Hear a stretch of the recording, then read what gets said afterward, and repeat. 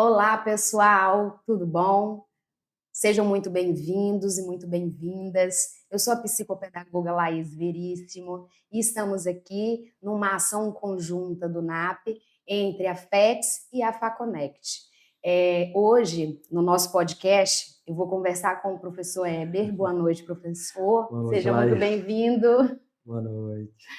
E nessa noite incrível, né, nós vamos conversar sobre TDAH, desmistificando o TDAH. E ninguém melhor que uma pessoa que vive isso 24 horas por dia, né?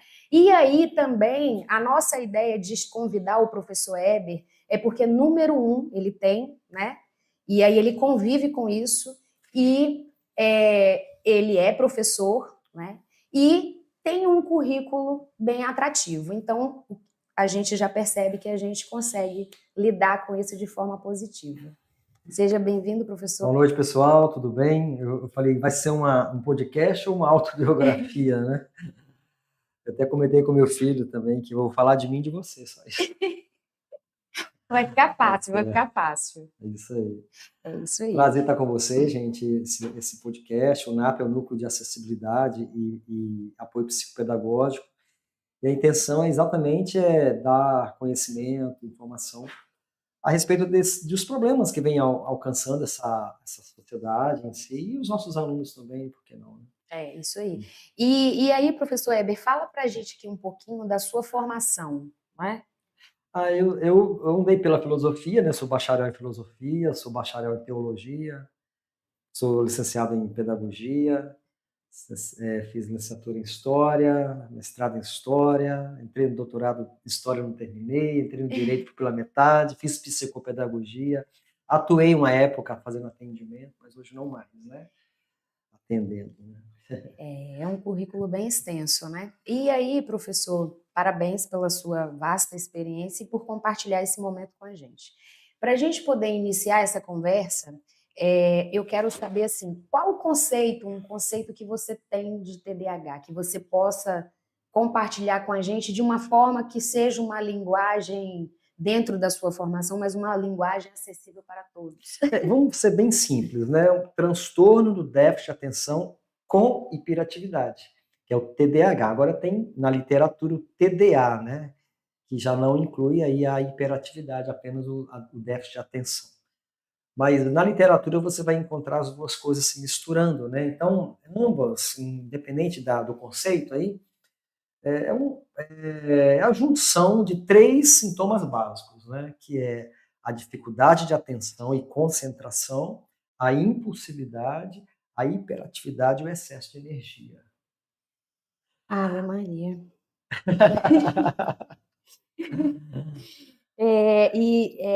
Uma outra pergunta, assim, qual que é a sua experiência de vida com o TDAH? Desde quando? Assim, Quando surgiu? eu Da nunca onde tive a ele noção de veio? que eu tinha esse problema, né? Ou dizem que é um problema. Para mim não é um problema, eu vejo como uma virtude que eu aprendi a canalizar para o meu trabalho, para a minha vida. Eu acho que esse é o grande desafio dessa live, né?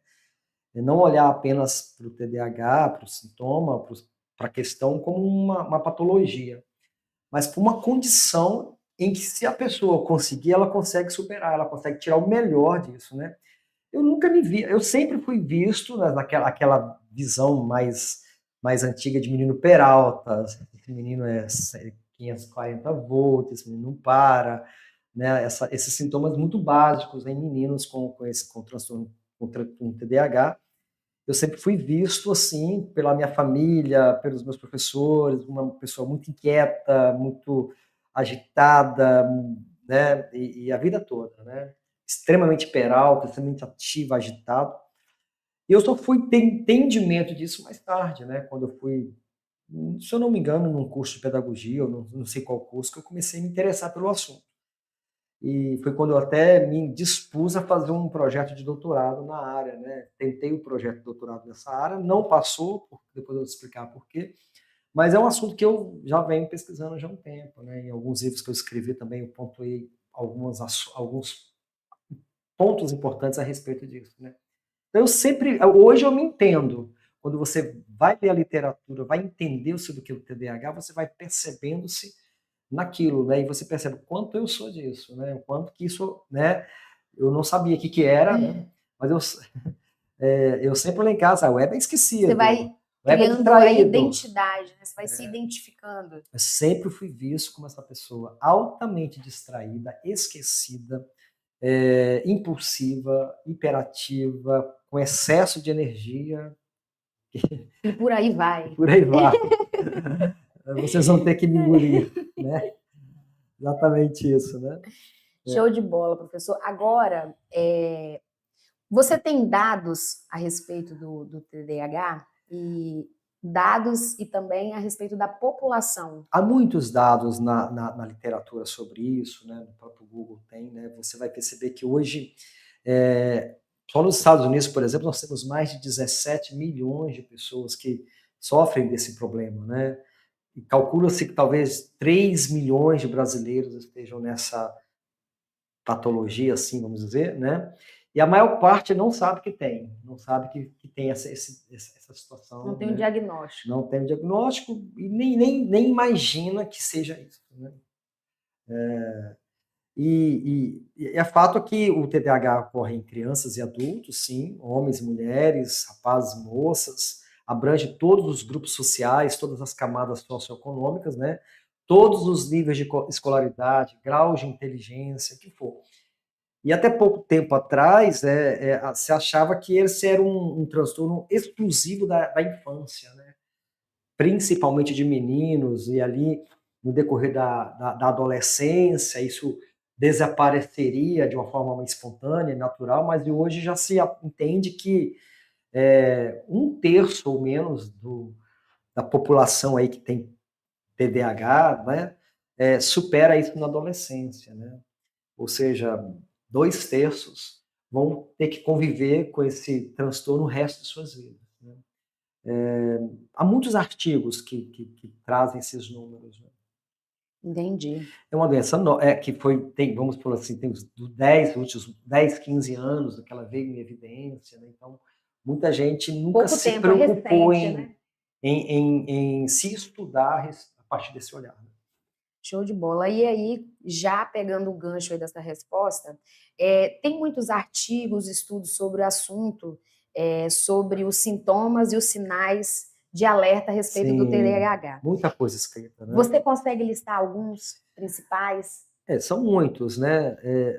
Assim, antes de eu listar isso, é importante de ver a história, né, do TDAH, como eu Sim. falei, né? Ela é mais recente para nós, a gente acha que isso é muito novo, mas a primeira alusão ao TDAH foi no século XVIII, uma literatura médica, né, onde em 1902, né, um pediatra inglês apresentou aí um caso clínico com características de TDAH, e à época ele deu o nome de defeito de conduta moral, né?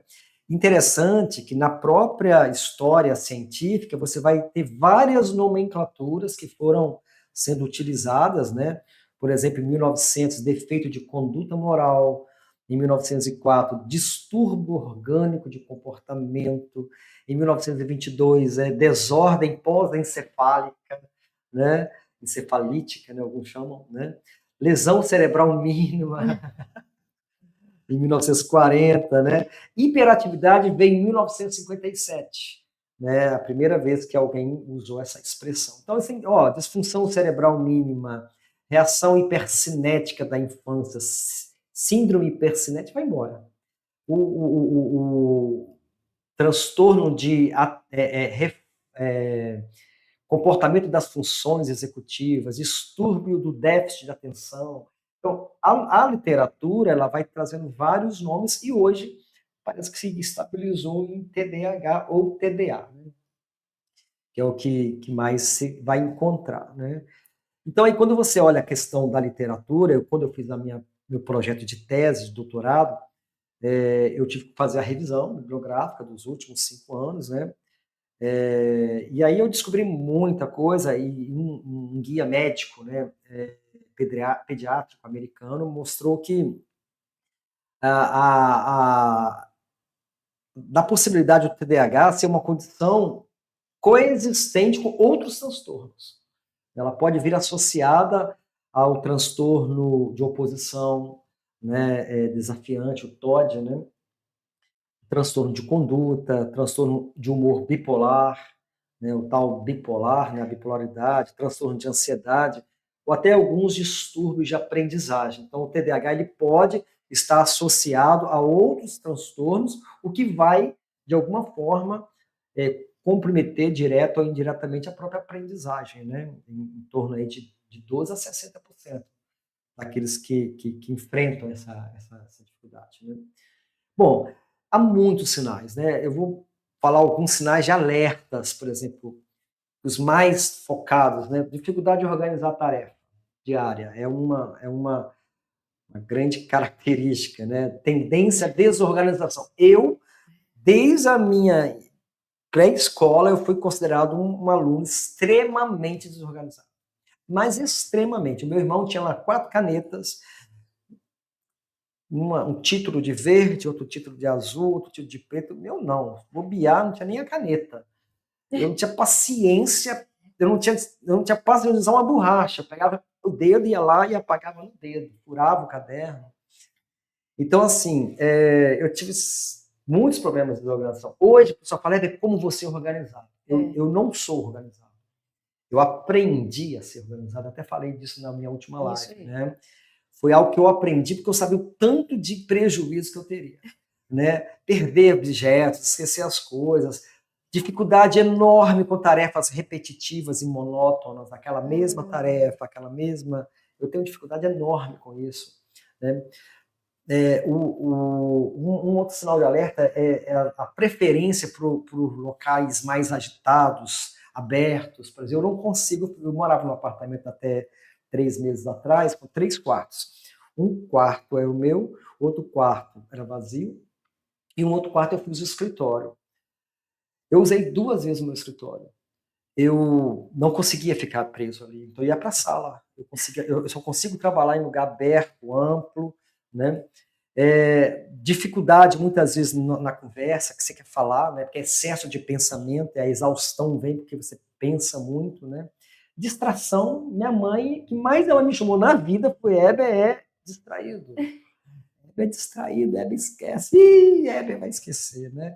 Viaja na maionese, né?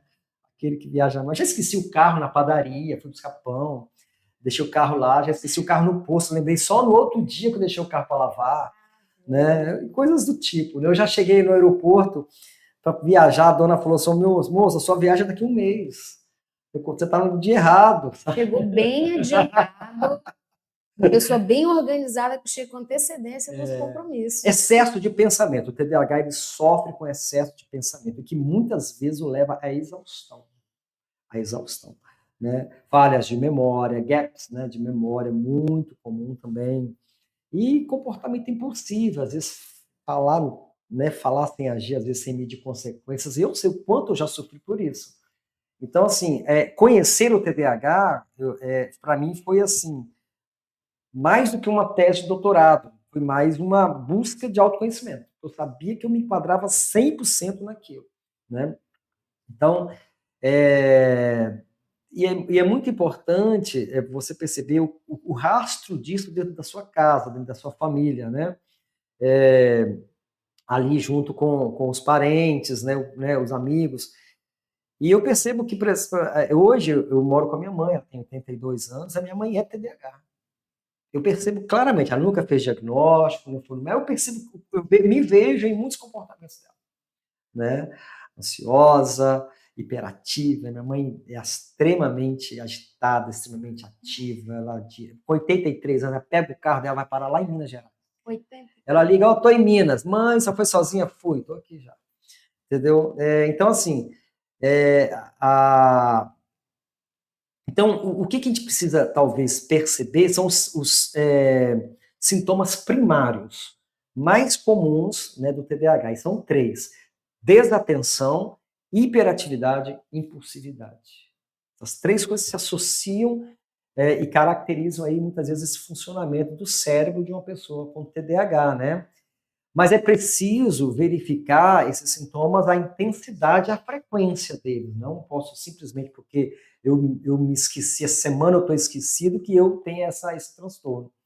Mas é o tanto que isso acontece, a frequência, a intensidade, a repetição disso, associada, né, todos os sintomas associados.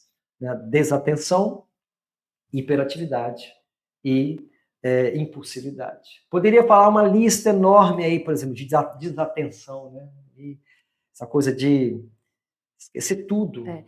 É importante, né, a gente falar aí dessa questão da frequência, né, dos sintomas, como que ele aparece, porque os sintomas que você relatou aí pra gente são os sintomas que, com o advento da tecnologia, têm feito parte da vida da maioria das pessoas. Se você conversar, as pessoas, elas se sentem assim. Então, essa ideia aí de ser algo, a constância, né? De não ser um fato isolado, de não ser um mês, 6 meses, de sim algo que já venha perdurando aí para não...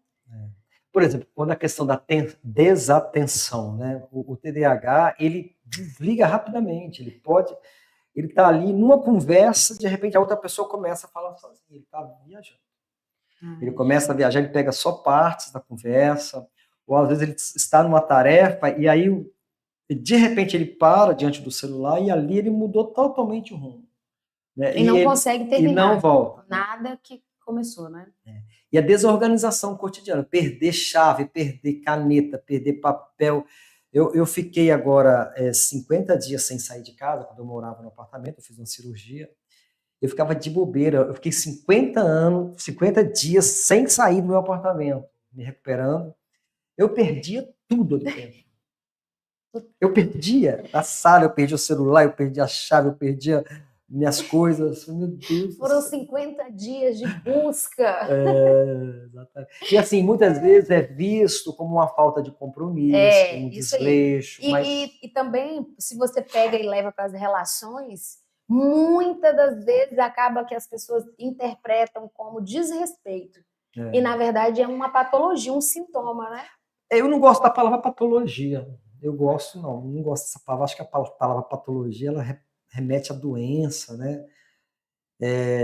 Eu acredito, por exemplo, uma das coisas que eu descobri nas minhas leituras, né, quando eu fiz meu projeto de doutorado, eu descobri a ideia do hiperfoco, né? Que Fala pra um autor gente. diz o seguinte, na verdade, ele não é desatento, ele não é, ele tem atenção, só que ele só, quando ele fixa em uma atenção, ele vai mergulhar naquilo. Por isso que, para mim, estudando ou fazendo um projeto, ninguém me tira dele. Né? E às vezes eu sinto assim, de ter que comer, de ter que sair. Né? Quando eu vejo, De já ter que passaram viver. horas e horas a fio ali, eu sem eu dar conta do que aconteceu ao meu redor. É como se o mundo estivesse caindo, E desmontando, você e eu estou ali, ali. ó, focado no meu trabalho ou naquilo que me trouxe, me fixou a atenção. Então, esse hiperfoco é muito visto, às vezes, como distração. Quer ver? Quando eu gosto de tocar uma música no teclado, no piano, no violão. Se eu sentar no piano, acabou. O mundo pode cair em bomba. Eu estou ali tocando. Nada me faz parar. Se eu estiver ali focado naquela tarefa, no violão ou no estudo, e aí meus filhos falam, pai, você está vivo? Onde você está? Então eu sou, às vezes, visto como um cara que vive no mundo da lua. Meus amigos falam, você vive em outra frequência, você vive em outro mundo da lua. Então, é visto muitas vezes de uma forma negativa. Mas o que eu fiz esses anos Eu vi foi até tentar seu nome lá encontrar o ponto naquela. positivo. Eu vi até seu nome lá naquela engenharia alienígena do Discovery Channel. Você é Eles estão me alienígena. estudando, né? Você é uma inteligência artificial, né? Que a gente já conversa. Tem o outro lado da hiperatividade, né? Que é aquela coisa da pessoa, eu não consigo ficar sentado há muito tempo. As nossas reuniões aqui na faculdade, os meninos ficam doidos comigo, porque eles estão conversando, tá reunião, eu estou mexendo no computador, estou fazendo outra coisa, estou no WhatsApp. Presta atenção, eu estou prestando atenção. Nesse momento eu não consigo. Às vezes a mão, o pé, eu tenho que levantar, eu fico inteiramente, o tempo inteiro agitado. E você dorme 8 horas de sono. Eu luto contra o sono. Eu luto para não dormir. Eu tenho sono, eu durmo normalmente, eu não tomo remédio para dormir. Você dorme bem? Normalmente. Mas eu luto para não dormir. Eu vou lutando enquanto Quantas eu puder. horas por dia? A média que eu durmo são 8 horas, né? 6 horas, 8 horas. Privilegiado! E você consegue um sono contínuo? Contínuo. Inveja! Mas perceba que às vezes essa falta, essa luta minha para não dormir é por causa da agitação. Minha mente não para, eu deito a mente, tá trabalhando. Eu viro para um lado, viro para o outro. Às vezes eu tento ligar a televisão para distrair, às vezes funciona, às vezes não. Mas é essa exaustão que causa o TDAH, ele sofre de excesso de pensamento e que vai levá-lo a excesso de ação, né? De agitação, né? De inquietação. E é visto muitas vezes por muitos como ansiedade. Pode até estar associado a um transtorno de ansiedade, em alguns casos. Mas uma pessoa com esse transtorno, ela sempre tem a sensação de que ela tem alguma coisa para fazer, alguma coisa para pensar, está faltando alguma coisa, e ela precisa dar conta, né? E tal, né? E é uma luta, por isso que traz exaustão, traz essa exaustão. Gasta, né? Desgasta muito energia, né? Gasta muito. Sim, gasta. Se desgasta. Esse excesso de pensamento leva à exaustão. E por isso, muitas vezes, pode levar até mesmo à depressão, à angústia. Isso aí, porque o jeito que você está trazendo aqui para a gente está um jeito bem leve, né? O que não condiz com, né, algumas pessoas que se sentem desafiados, que é um desafio conviver com isso e que sofrem, que é o principal. Acho que o principal é o sofrimento. Eu tenho até o hábito de dizer que um sofrimento cansa mais que uma faxina. E sabe, a exaustão muitas vezes vai até para o campo físico, porque uma pessoa TDAH, eu não gosto de falar uma pessoa TDAH, a gente está rotulando, né? Uma pessoa com esse transtorno, né? Melhor assim. Isso. Ela costuma fazer várias coisas ao mesmo tempo, se envolver em vários projetos, pegar várias tarefas simultaneamente. E é aquele Hércules, né? Que vai, eu faço, e ele vai fazer. E nem que ele tenha que ficar de madrugada, de noite, virando noites, mas ele vai dar conta. Ele vai chegar no final da corrida, com a tocha acesa, morto, quebrado, derrubado, arrebentado. Mas ele vai dar conta. Né? Então, esse é o sofrimento dele, porque ele não admite não dar conta. Né? Ele quer fazer. Né? E, às vezes, ele se envolve em situações de alto risco, em busca de estímulo mesmo, de aventura, de velocidade, de intensidade, né? E tal. É uma luta, né? É um perigo. E tem que tomar muito cuidado também com os diagnósticos, né? Tem que tomar cuidado, assim, tem que procurar, de fato, a orientação. E aí, professor, quais são as possíveis causas do TDAH? São apenas orgânicas, biológicas? Uma boa pergunta. Ou existem outras causas? Vai depender de quem você está lendo, né? De quem é o teórico ou de qual artigo você está lendo. A boa parte dos artigos, principalmente quando eles vêm aí de neurologistas, de psiquiatras, e até mesmo de alguns psicólogos, né? Bem menos, é claro, eu acho. Sempre a origem é orgânica, sempre biológica, né? Ou seja, deriva de um mau funcionamento, né, neurobiológico, né? Uma bioquímica do cérebro fora do lugar. É um defeitozinho mesmo. Que foi causado por... É um defeito, nasceu assim. Um defeito, vou usar uma linguagem de mineiro, defeito de nascença. Uma alteração metabólica ali, alguma coisa assim que nas regiões pré-frontal, né? Pré-motora do cérebro, né? Vamos dizer assim. E como a região frontal é a principal reguladora do comportamento, né, humano, qualquer falha bioquímica que tem nessa região, né, pode levar a essas alterações encontradas aí no impulso, da inquietação, né, dessa coisa aí. Né? Agora, por isso que a maioria a maioria da literatura vai abordar, das literaturas sobre o assunto, vai abordar carga genética. Isso aí é genético, tem que verificar a família, se é um problema que veio do pai ou da mãe, dos tios, dos avós. Bom, essa é a causa mais aceita e mais falada e mais descrita aí na literatura científica. Porém, você vai encontrar autores com uma outra perspectiva socioemocional, ou seja, não é apenas química, não é apenas um problema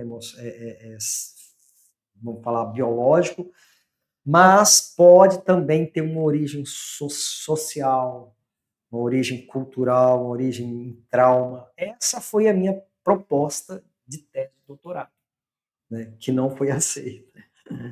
Eu bati 2 vezes na trave, tirei 6 e tinha que tirar 7. Aí um dia eu descobri que o departamento de psicologia aqui da Universidade Federal nunca aceitaria, porque minha pegada foi bem psicanalítica, né? Eles não condizia com a Mas o que eu defendia nisso? Eu defendia que não é alguns casos, não todos, é claro, mas em alguns casos o problema não é de ordem química, biológica, defeito, né? Eu fiz essa proposta, né? Negacionista, no caso. Sabe o que eu fiz? Foi uma doideira. A minha proposta de tese. Eu tô falando, gente. Minha proposta de tese, eu queria discutir a rejeição intrauterina. Essa mãe que tentou aborto, mas não conseguiu, usou drogas, bebidas durante a gestação. E aí essa criança desenvolveu uma reação inconsciente diante da ameaça e da morte, né, durante o ventre. Eu defendi isso na minha proposta de tese, né? Eu até usei uma expressão, né, que é a expressão do Zagallo, né, na época da Copa, né, que ele se ficou chateado lá, vocês vão ter que me engolir, né? Você lembra dessa expressão? É mais ou menos isso, ou seja, essa criança, isso nasceu de experiência, tá? Não foi nada da literatura, achei pouquíssima coisa na literatura. Eu estou falando aqui de uma hipótese, sim, tá? uma hipótese, sim. Que eu não consegui defender. Claro. Mas que essa criança que passou por esse trauma, né, seja no ventre ou ali na mesma infância... Que não foi uma gestação quista. Isso, alguma coisa assim. Essa mãe que tentou suicídio quando estava grávida, essa mãe que foi usuária de droga durante a gravidez. Ou até mesmo a que engravidou e não quer. E há pouca literatura, mas há algumas literaturas que apontam para traumas emocionais na infância, exposição, né, aí a problemas sérios. E até outras coisas. Por exemplo, tem literatura que traz a ideia da exposição ao uso de chumbo, a exposição a tabaco, a metais pesados, né, como o manganês, o arsênio, né, no sangue durante a gravidez. Né. Bom, a minha hipótese nasceu exatamente de alguns atendimentos como psicopedagogo que eu fazia. Né.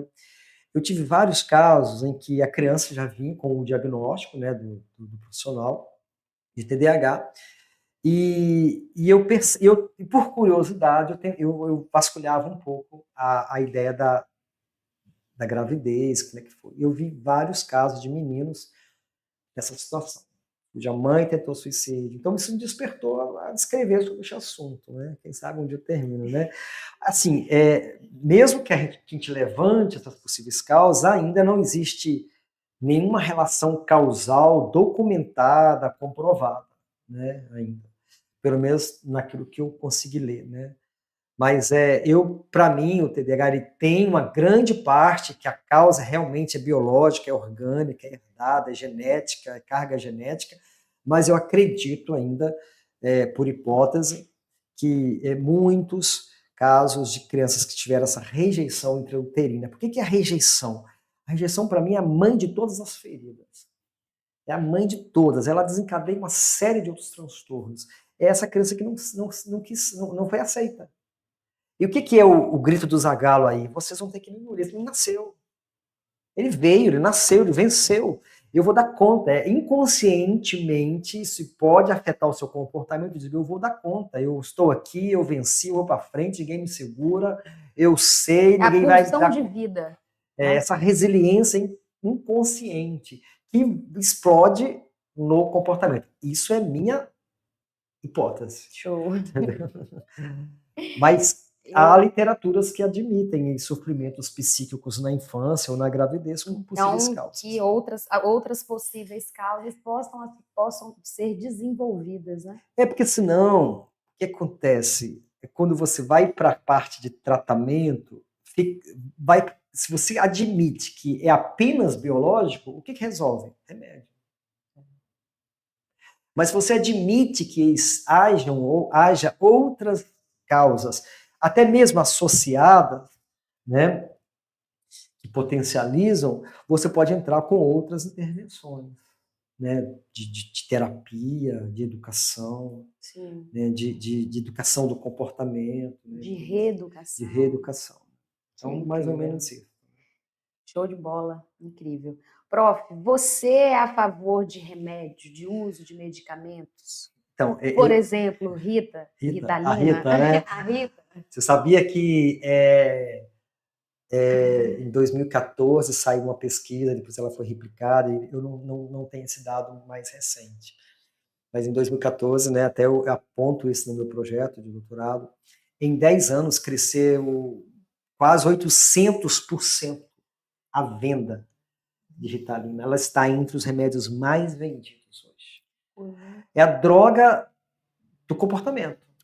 Essa mania essa cultura de medicalização, de querer consertar comportamento com remédio. Eu sei que isso também é importante em muitas situações, mas nos meus estudos, o que eu descobri? Né? Que depois que esse transtorno caiu na mídia, caiu na sociedade, veio, né? Há muita literatura hoje que diz, né, muitas pesquisas que dizem que ela ataca os sintomas e não a causa. A mansa fera. Sim. A mansa fera que é em nós. Vamos dizer assim, né? E também muita literatura que diz que o uso prolongado de Ritalina predispõe ao uso de droga. Predispõe também a problemas de alimentação. Então você conserta uma coisa e estraga a outra, Estraga né? várias, né? E assim, para os pais não tem coisa melhor. Mansa, uma criança fica mansa. Ela fica boazinha, aí tá funcionando tal, menino, depois que o senhor tava Ritalina, tá Sem ótimo. energia, Mas aí esse é anestesiado. o perigo. Você pode resolver um problema que os pais querem uma criança mansa. E o cérebro da criança está em processo de desenvolvimento, né? Exatamente. Então, assim, eu estou assim, não é que eu sou contra o uso da Ritalina, eu acho que ela deve ser usada mediante diagnóstico de profissionais e, claro, indicada por profissionais e acompanhada, mas não em todos os casos. E também com limites, porque existem outras terapias e outras coisas que podem ser feitas para poder compensar o uso de remédio. E que são outras alternativas sem ser intervenções medicamentosas, né? Sim, exatamente. Então, você não é contra, Eu mas é a favor para tratar o TDAH. usar com parcimônia, né? Usar com moderação, e usar com acompanhamento, e em muitos casos não tem necessidade de usar. Eu nunca usei. Nunca tomei uma Ritalina, às vezes dá vontade. Essa semana, Então, essa semana eu fiquei com vontade de tomar. Eu tava assim, meu TDAH hiper mega power, né? Eu tava assim. Aí eu falei, ai meu Deus, aí eu tenho minhas outros escapes, né? Para poder voltar à terra, isso né? aí, Voltar para a terra e começar de novo. e viver em paz, harmonicamente com as O pessoas. que é perigoso hoje é a cultura de medicação. Hoje parece que jogar um remedinho para dentro resolve tudo, né? E aí nós estamos criando talvez um futuro usuário de droga, um futuro viciado em Rivotril, em clonazepam, em Lexotan, e vai embora. Exatamente. E quando a gente diz desmistificando o TDAH, o que de fato nós precisamos desmistificar? Essa pergunta é interessante, que até é o coração da nossa live, né? Mas antes disso, eu queria trazer uma informação interessante. Eu gosto muito da doutora Ana Beatriz. Sim. Né? O primeiro livro que eu li dela foi Mentes Perigosas, depois eu li, há muitos anos, até depois uns 15, 20 anos que eu li esse livro, a tese de doutorado dela. Ela fala sobre a psicopatia. Depois ela escreveu Mentes Inquietas. Sim. Né? Essa mente que não para, essa pessoa que não para. Aqui na faculdade mesmo, eles falam, o Weber chegou, eu saio pondo fogo em todo mundo. Eu chego e ponho fogo no parquinho. Eu cheguei, eu ponho fogo no parquinho aqui, né? Eles morrem de rir. E ela traz uma coisa interessante, que ela traz 5 momentos importantes no tratamento do TDAH. O primeiro, que é o diagnóstico, que é muito importante esse passo, né, do diagnóstico, né, porque vai trazer aquele alívio, né, para a pessoa, né, até que enfim alguém me explicou, até que enfim eu encontrei a razão por que eu sou tão agitado, né, que tudo parece confusão na minha vida, né. Eu acho que o diagnóstico também lá ajuda. O diagnóstico é uma porta de aceitação, né? De Exato. Reconhecimento, de validação. Mas sobre o diagnóstico, eu quero pontuar assim, que virou um pouco meio que moda rotular as crianças. Esse menino é TDAH.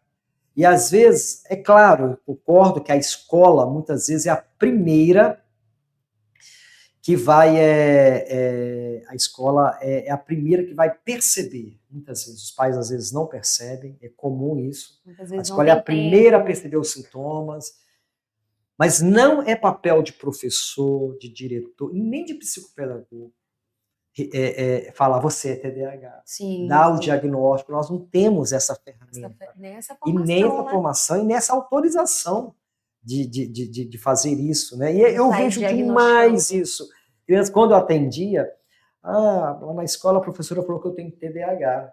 Quer dizer, então aí virou quase que uma moda. A professora fez medicina onde? Virou uma moda, às vezes esse menino que é agitado, às vezes ele tem até outros problemas, às vezes ele é agitado porque ele tem muita energia, né? Rotular, né? E já ouvi falar de professores que, procura um médico que vai te dar um remedinho, você vai ficar top, fala pro pai, né? O pai vai lá e corre, porque tudo que ele quer é que o filho fique manso. Eu já presenciei algumas. Já percebeu? Presenciei. Exato. Já presenciei vindo de diretor de escola, pedindo para o pai para poder levar a criança, para poder tomar o remédio para amansar ele e para poder dizer que em casa ele também deixa a senhora fazer as coisas, Então leva que o médico vai... Quer dizer, Ou seja, já esse fez o personagem diagnóstico ali, já preso, rotulou a né? criança e já mandou tomar remédio. O pai E sai dali desesperado e vai fazer isso. é um péssimo educador, um péssimo exemplo, né? Imbuir um posicionamento Então, desse. assim, dentro dos passos que a doutora Ana Beatriz fala, ela fala primeiro que é o diagnóstico. É fundamental ouvir vários pontos de vista. Eu aconselho o seguinte, ok, foi no neuro, beleza, o neuro falou que fez o teste lá, sei lá o que for, foi no psiquiatra, no neuro, local, legal, mas vai no psicólogo. Eu acho interessante também, sabe, ir no nutrólogo, para poder ver as taxas minerais, as taxas, para poder saber em que cercar de tudo, né? Cercar de tudo, não só as vitaminas, os minerais, como é que tá os hormônios.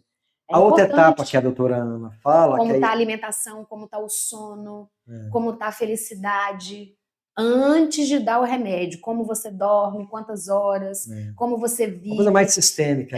Quanto você ganha e quanto você tem gastado. Mas sabe o que é mais fácil? Remédio. Dá a pílulazinha lá.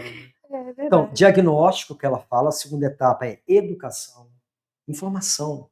Né? Quanto mais a pessoa aprende sobre o TDAH, mais eficiente ela torna sua terapia, sua autoterapia. Eu sigo no Instagram canais de TDAH. Então, sempre estou ouvindo, eu dou cada risada, eu mando pro meu filho, que nós aqui, ó.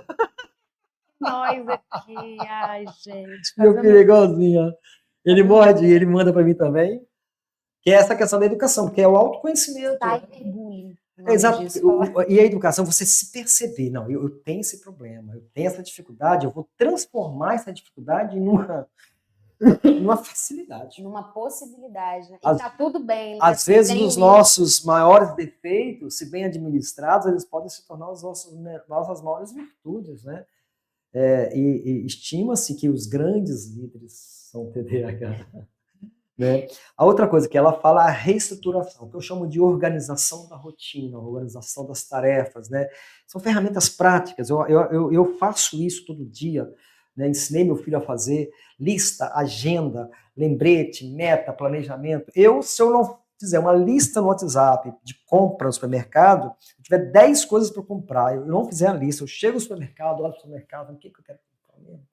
Não lembro de nenhuma. Compro 3 coisas só. Nenhuma das Quando eu chego em casa, não estava na lista.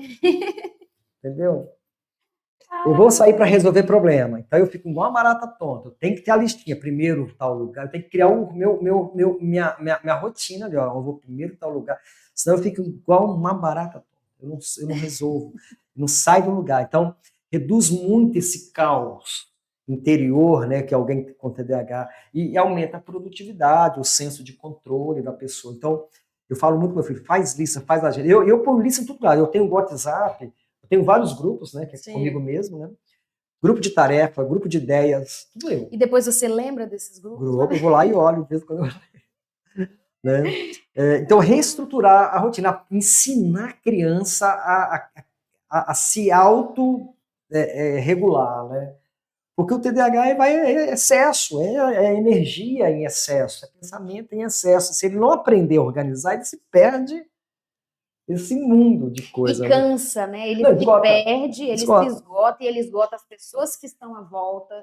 Ele acaba sendo um efeito cascada negativa. É exatamente esse excesso de energia, de pensamento, de atitude. E se ele não se organizar, não reestruturar o que ela chama de reestruturação, ele se perde. Show de bola. Quarta coisa que ela fala, que é a psicoterapia, né, de buscar aí de um profissional, um técnico nessa área. Apoio. E aí ela traz a questão da medicação, né? Em último caso. Que ela até coloca que a medicação é como um par de óculos para uma pessoa míope, né? Ajuda a diminuir a sensação, o turbilhão interior, aquela crise de ansiedade, mas eu discuto que isso aí precisa ter limites, e muito limite, porque você pode resolver um problema e criar outros problemas. Show de bola. Então, desmistificando o TDAH seria... Vamos lá, então, a sua pergunta. Eu acabei enrolando, né? Falei da doutora Ana Beatriz. Muito político. Mas deixa eu falar, então, eu até separei aqui, ó, 7 coisas que eu gostaria de compartilhar. Vamos lá. Primeiro, um mito, que é o TDAH ser somente de ordem orgânica. e biológica. Eu acredito que isso é um mito. Eu não tenho números científicos para dar, dados científicos para dar, ainda, né? Mas na minha, como diz o outro, né? No estudo que eu inventei, brincadeira, né? tem referência. Eu assim acredito, por hipótese, ainda sem nenhuma pesquisa, que de 10 casos, pelo menos um é de ordem socioemocional. Está ligado aí às questões de sofrimento psíquico, ou no ventre ou na infância. Alguns também, um ou outro, pode estar ligado à questão de tabagismo, de exposição a alguma metal pesado. Mas eu acredito que... Então, esse é o primeiro mito que eu acho, que tudo é orgânico, tudo é né, tudo é genético. Tudo é genético, tudo é remedinho, então é só tomar um remedinho que sarou. Eu acho que esse é um mito. E isso que cada vez mais pode levar uma geração a se perder no uso do remédio. E se cada vez mais entrar para as drogas. Né? Segunda coisa que é um mito, né, é que a criança TDAH é hiperalta. Né? Esse rótulo que se cria em cima da criança TDAH, né? O menino é arteiro, é hiperalta, é inquieto, né? Esse menino para. Esse menino não Gente, para. às vezes os pais não estão se dando conta que ele está diante de um potencial. E aí, ao invés de amansar a fera que é lá dentro, vamos educar essa fera. Vamos ensinar essa fera a usar essa energia que está sobrando, esse pensamento que extrapola, em projetos, em vida, projeto de vida. Né? Usar aquela energia, né, para poder potencializar. Eu, particularmente falando, eu tenho uma dificuldade muito grande quando eu encontro, né, com mães, que é comum. E esses dias eu fui na formatura e tinha uma mãe com uma criancinha de 5 anos, uma menina, coisa mais linda, cheia de energia. Aí ela olhou para mim toda envergonhada, toda sem graça e disse assim: ele tem muita energia, né? Eu não sei o que fazer. Falei: ele é lindo, mãe, olha como ele é inteligente, olha como ele é criativo, olha como ele... O que eu oriento aos pais? Canaliza essa energia. Elas se sentem, Coloca esse menino para fazer um monte de atividade, para gastar. Ele vai encontrar uma que ele gosta mais. Explore esse potencial, porque é um potencial. Aquilo que às vezes é visto como um transtorno, como um defeito, como uma fragilidade, pode virar mesmo, pode ser o contrário. Né? Dentro do exercício de coordenação escolar, ou da pedagogo, né, quando a gente está no exercício de pedagogo ou de coordenador, uma das dicas que nós damos para os docentes que têm algum estudante em sala de aula que geralmente é muito agitado, que quando ele tem um espírito de liderança, é aproveitar aquele estudante para ser um ajudante do professor e que ali as coisas vão... Sim, existem várias formas de explorar isso. Terceira coisa que eu quero falar sobre o desmistificando o TDAH, já falei, só repetindo, vamos parar, nós educadores, professores, diretores, psicopedagogos, de dar diagnóstico. Nós não podemos fazer isso. Show de bola, prof. Para, assim, mas eu percebi que a criança tem, legal, show. E realmente a escola é uma das primeiras a perceber, né, essa inquietação, essa coisa, essa energia e tal. Mas nós não temos essa habilidade, então direciona. Pai, é possível que ele tenha, pode ser que ele tenha, há uma suspeita, né, investiga. Vai buscar e orienta esse pai a buscar não só um neurologista, um psiquiatra, porque às vezes o neurologista vai tacar remédio, mas procurar um psicólogo. E de repente esse psicólogo vai ter ferramentas meta-remédio ou extra-remédio, né? Para poder tratar a situação, com psicoterapia, com ajuda de reestruturação, né, de configuração da rotina, de ajudar os pais a explorarem o melhor do TDAH. Existe muita coisa boa dentro do TDAH que pode ser canalizada, direcionada. Como eu falei, né, eu sou, por natureza, desorganizado.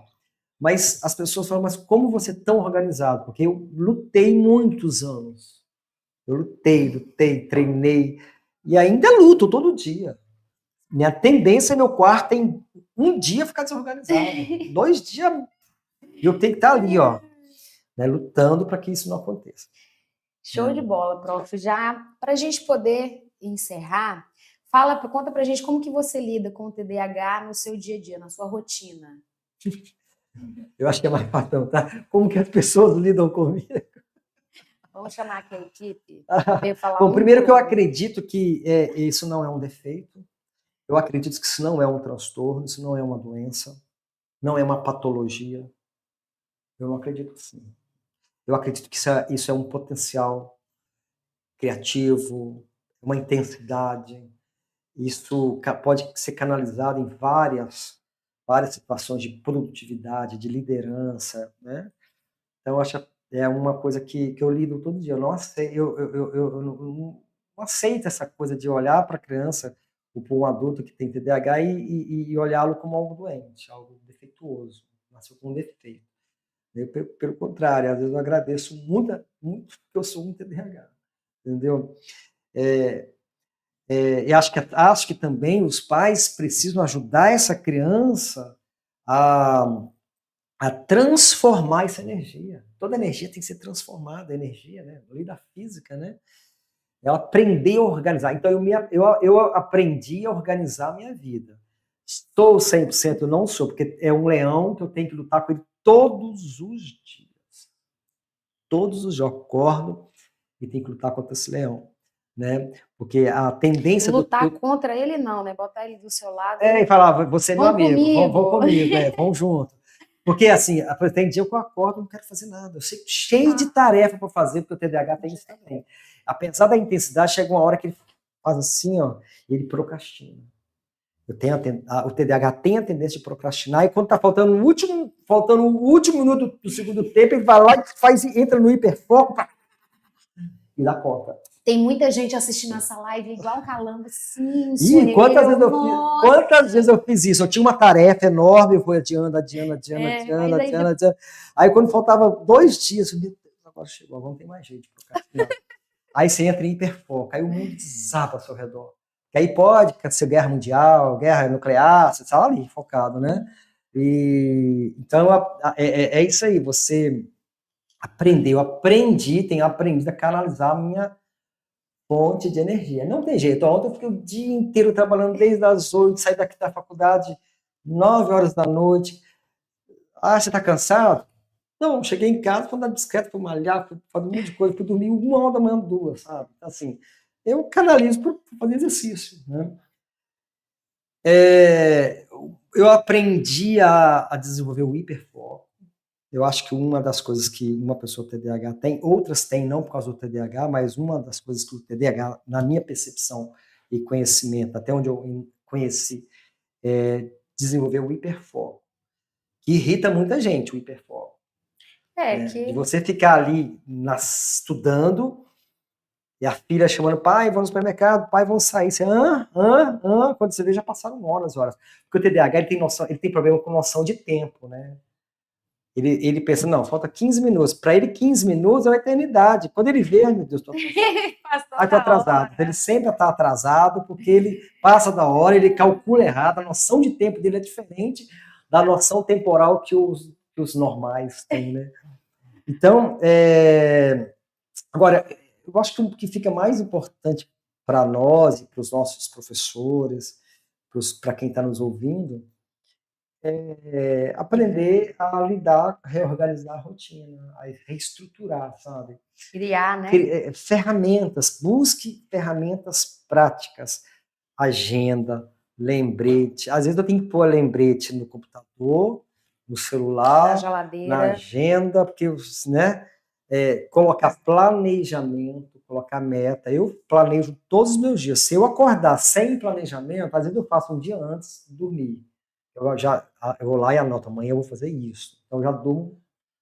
Meu pensamento já liberei, já colocar. Porque se eu for dormir com aquele sem organizar, não dorme, né? Eu não durmo, eu fico lá organizando, né, na cabeça. Aí então eu vou lá e coloco no papel, acabou. Acordo, quando eu não faço isso à noite, eu faço assim que eu acordo. Eu sento, falo quais são as minhas prioridades hoje. E vou lá, eu já tenho a da semana também. Então eu faço esse planejamento do dia, da semana, para poder, como eu falei, reduzir esse caos, né, que a gente tem de muita informação, de muito pensamento, de muita energia, desse turbilhão dentro da gente. Né? Muito. Exatamente. Para que eu tenha controle da situação. Para que a situação não me controle, mas eu controle a situação. Então eu tenho aprendido a lidar com isso. Eu acho que estou conseguindo devagarinho. Show de bola, professor, show de bola. Os que estão ao meu redor sofrem, né? Mas eles já sabem que cada vez eu estou um pouquinho melhor. Sofre não, cada vez eu estou um Aqui, pouquinho ó, melhor. o pessoal da faculdade luta comigo. Ai, meu Deus do céu, chegou o agitado. Chegou o agitado, né? Chegou o que põe fogo no parque. Isso aí. E é bom, todo lugar tem que ter alguém que põe fogo no parquinho. Tem a energia, né? Exatamente. Chegou. Todo lugar, toda empresa, toda família tem que ter um que põe fogo no parquinho, Ana né? Raia, Zé Trovão. Se eu pudesse fazer um bullying com você, você seria Não, eu Zé fico Trovão. assim, Zé Trovão. Tem uma do Ana Raia e Zé Trovão. Mas também, assim, perceba que são situações muitas vezes bipolares. Às vezes daqui a pouco, pá, entro no hiperfoco e morre o mundo. Eu estou ali só na minha atividade. Daqui a pouco, começa a... Né? Prof. É aproveitar o que você tem. Eu não entendo TDAH como doença. Pode até ser considerado aí pela medicina como transtorno, mas comece a olhar isso como, quem sabe, um potencial. Show de bola. Uma capacidade que você... Um leão bravo dentro de você, que você, se você domá-lo, ele é o rei da selva. Ele é verdade. Então, prof, pessoal, assim, mais uma vez, gratidão por estar aqui com a gente. Falar pro pessoal curtir as páginas. Isso eu vou falar agora. E aí, pessoal, curta as nossas páginas, se inscrevam aí no canal. Tem alguns comentários ali, né? Segue a gente lá no Instagram. E aí, no mês que vem... Não, o mês que vem é julho. Agosto, nós temos outro podcast incrível. Fiquem de olho que a programação está incrível. Um beijo para o pessoal aí que nos ajudou, nossa equipe maravilhosa, nos bastidores da Disney, né? E um beijo para a Fabi. Tem alguns comentários aí, não tem, Felipe? Quais beijo para a Mayara, enquanto os comentários não chegam. Para nós, vamos ver os comentários, alguma beijo pergunta. Beijo para Juliana, para Antônio, uma pergunta, vamos embora. Surto? Quem tem TDAH pode ter um surto? Qualquer pessoa pode ter um surto. Às vezes, o surto está ligado ao TDAH, como eu falei, esse excesso de energia de pensamento leva à exaustão, né?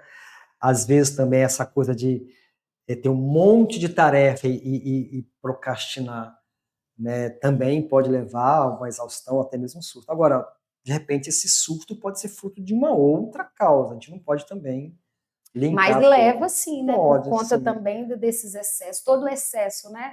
Se a pessoa não aprende a lidar com esse excesso, ela vai sofrer.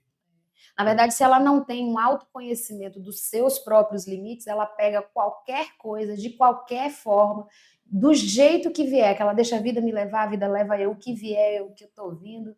E aí, às vezes, quando a gente não sabe o que a gente não quer, não dá conta e acontece esse excesso.